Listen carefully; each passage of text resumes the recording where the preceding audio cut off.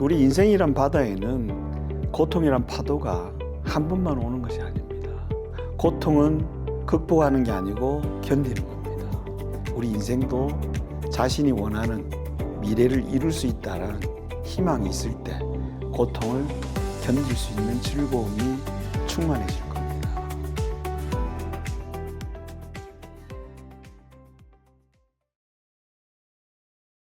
자, 지혜로운 사람으로서 5년 뒤, 10년 뒤를 예측하고 만들어가는, 즉 자신이 원하는 삶을 만들어 가려면 기본적으로 알아야 될 필수적인 부분이 있습니다.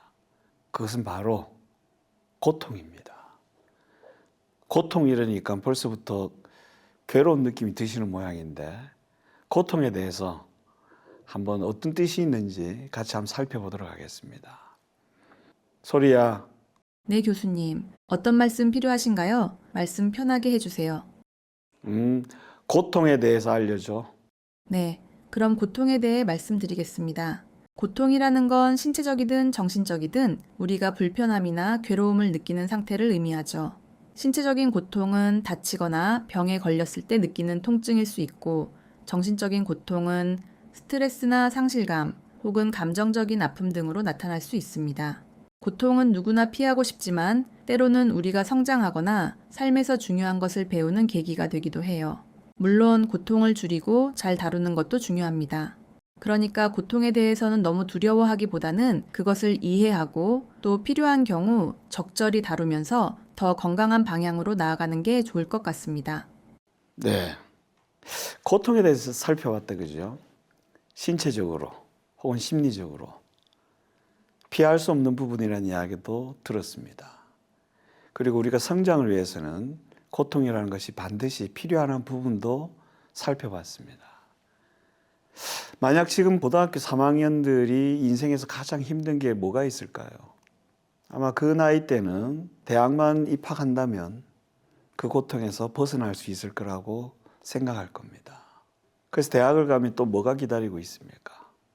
남학생들은 아마 군대라는 문제가 또 기다리고 있을 겁니다. 군대만 해결된다면 참 행복할 텐데, 또 막상 군대를 갔다 오면 또 뭐가 기다리고 있겠습니까? 남학생이든 여학생이든 모든 대학생들은 아마 취업을 기다리고 있을 겁니다. 내가 취업만 한다면 이 고통에서 벗어날 수 있을 텐데, 그게 가장 큰 화두니까 그렇게 생각하겠죠. 그래서 취업을 하면 또 뭐가 기다리고 있습니까? 직장 생활이 만만치가 않다는 것을 다니다 보면 느낄 겁니다. 그래서 어떤 친구들은 직장을 그만두고 싶다라고 하는 사람도 있을 거고. 하지만 직장을 가지면 대부분 사람들은 무엇을 선택합니까? 결혼을 선택합니다. 가능하다면 결혼을 한다면 이 고통에서 벗어날 수 있겠지. 그래서 또 막상 결혼하면 또 뭐가 기다리고 있습니까? 자녀 문제가 있겠죠. 또 자녀 문제가 끝나면 또 뭐가 있습니까? 제가 왜 이 이야기를 드리는가 하면, 우리 인생이란 바다에는 고통이란 파도가 한 번만 오는 것이 아닙니다. 한 번 오고 나면 또 오고 끝날 것 같지만 또 오는 것이 인생이란 바다입니다. 그런데 저도 얼마 전에 알게 된 사실이지만, 여러분들 궁궐 아시죠? 궁궐. 궁궐을 지을 때는 고든 나무를 가지고 궁궐을 지면 궁궐이 휜답니다. 저도 참 납득하기 어려웠습니다. 궁궐을 지을 때는 고든 나무를 쓰는 게 아니고 비바람에 천둥번개에 맞아서 구부러질 대로 구부러진 나무. 단 조건이 있습니다. 이 모든 것을 견뎌내야지만 천년이고 만년이고 비틀림이 없다는 것입니다. 제가 그 사실을 통해서 무엇을 깨달았는가 하면, 우리 인생이라는 것이 견딤의 시간이 있을 때 올바른 쓰임에 가치가 생기는 겁니다. 즉, 우리가 인생에서 직면하는 고통이라는 것은 극복하는 것이 아니라 견디는 겁니다. 여러분들 가만 한번 생각해 봅시다. 우리가 삶에서 직면하는 고통들이 있죠. 예를 들자면 결혼한 여성분들이 자녀를 출산할 때 어떤 고통을 겪습니까? 산통을 겪습니다. 근데 그걸 극복하는 게 아니죠. 견디죠. 언제까지 견딥니까? 지나갈 때까지. 즉 고통이라는 것은 견딤의 끝이 지나감입니다. 자, 고통이라는 것은 그래서 견디는 것이 중요합니다. 왜? 모든 고통은 언젠가는 지나가게 되어 있기 때문입니다.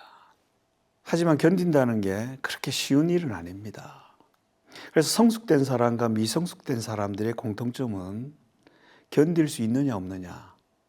여러분, 어린애들은 고통을 잘 못 견디죠. 왜? 그래서 어린애들은 미성숙합니다. 물론 성인들도 자기한테 직면한 고통을 회피하고자 하는 사람들이 많습니다. 몸은 성장했지만 그런 경우는 정신적으로, 의식적으로는 미성숙됐다고 이야기합니다. 하지만 어떤 경우에 고통을 견딜 수 있을까?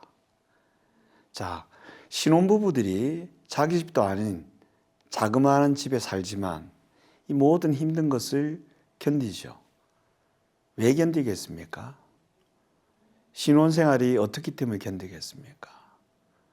신혼생활이 즐겁기 때문에 견딥니다. 여러분, 즐겁다는 거하고 재밌는 거하고는 다른 겁니다. 오락은 재밌겠습니까? 즐겁겠습니까? 여러분, 도박은 재밌겠습니까? 즐겁겠습니까? 아마 오락과 도박은 사람들이 헷갈려 하는데 대부분 재밌습니다. 근데 재밌는 것의 공통점이 뭐냐? 힘든 게 없습니다. 그래서 재밌는 일들은 대부분 중독이 됩니다. 하지만 여러분들 즐겁다는 것은 봅시다. 자기한테 직면한 고통을 견뎌내었을 때 즐거워지는 겁니다. 여러분, 공부는 재밌겠습니까? 즐겁겠습니까?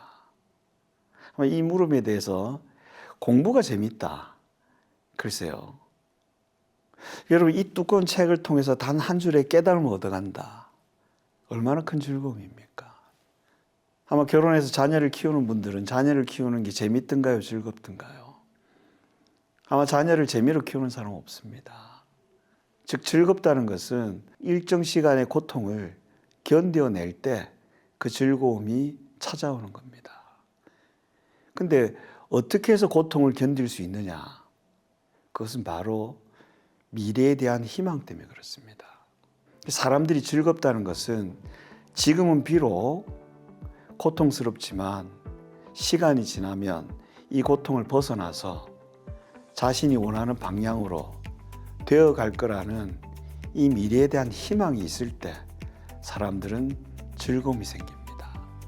마치 어린 시절 먼 거리를 무거운 배낭을 메고 소풍을 가지만 그 먼 거리가 고통스럽지만 그 고통 속에서도 즐거운 마음으로 가듯이 우리 인생도 자신이 원하는 미래를 이룰 수 있다는 희망이 있을 때 고통을 견딜 수 있는 즐거움이 충만해질 겁니다. 고통은 극복하는 게 아니고 견디는 겁니다. 그리고 그 견디는 힘은 우리가 미래에 대한 희망인 즐거움이 충만할 때 생긴다는 것을 오늘 같이 한번 살펴보았습니다.